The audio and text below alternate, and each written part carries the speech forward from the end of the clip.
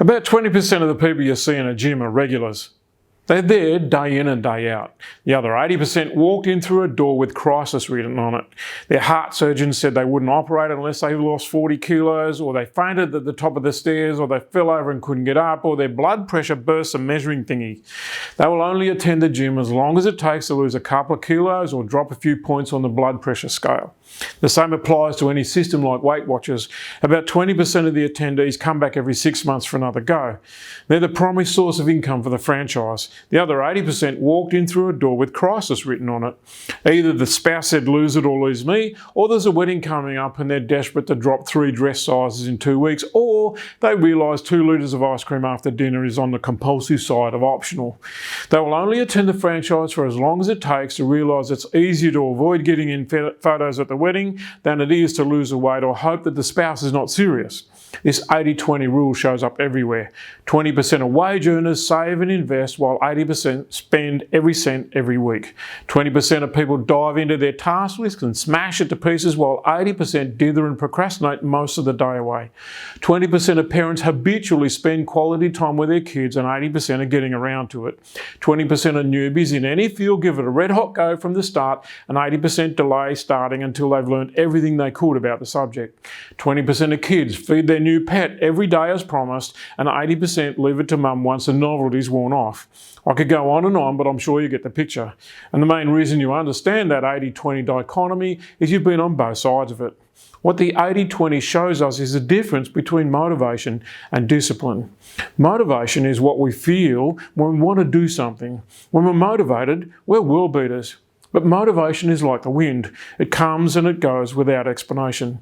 Discipline is doing that exact same thing despite not feeling like doing it.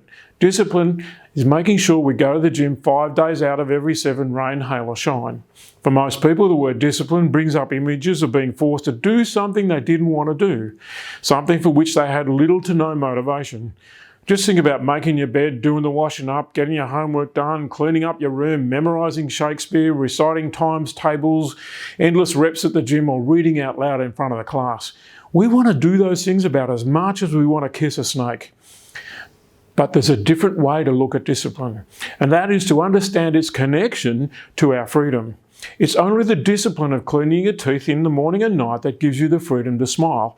It's only the discipline of first saving and then investing that gives you the financial freedom to retire early and live off your passive income. It's only the discipline of watching what you eat that gives you the freedom to have a breakout. It's only the discipline of consistently giving a bit more at work that gives you the freedom of some time off when you need it. It's only the discipline of regular date night that gives you the freedom to skip one. It's only the discipline of early to bed that gives you the freedom to pull an all-nighter. While the rest of the world runs from discipline, scared that they might have to be uncomfortable for a few moments, you can steal a march on them by understanding that is a juvenile, in fact a crazily infantile point of view. So let me be blunt about it. You can employ the discipline of saving and investing some of your wages. The consequences of that will be you end up retired and living off your passive income by age 50, or you can do whatever you're doing now. Those consequences will be you work until you're 70 and then retire on a pension. You get to choose, but make sure you understand this. You're choosing now. You're choosing every single day, and you're very often choosing by not choosing. The same applies to your health. You can use discipline to keep yourself fit and healthy. You live to be 100 and still be able to live independently as a useful member of your community. Or you can give in to the prepared food, sugar-laden treats and alcohol. Your last 15 years on the planet will be pain-riddled, sleepless and anxiety-filled. Now take a deep breath and we'll talk about relationships. You can employ the discipline of recognising what's magnificent and what's to love about your partner. You'll be loved in equal measure as long as you breathe. Or you can criticise, chastise and condemn your spouse. Even if they don't physically leave you, you'll be alone, bitter and twisted forever. Now, if that's not blunt enough for you, in everything that you do, you either wait to be motivated or you decide to be disciplined. Both of them are ultra reliable.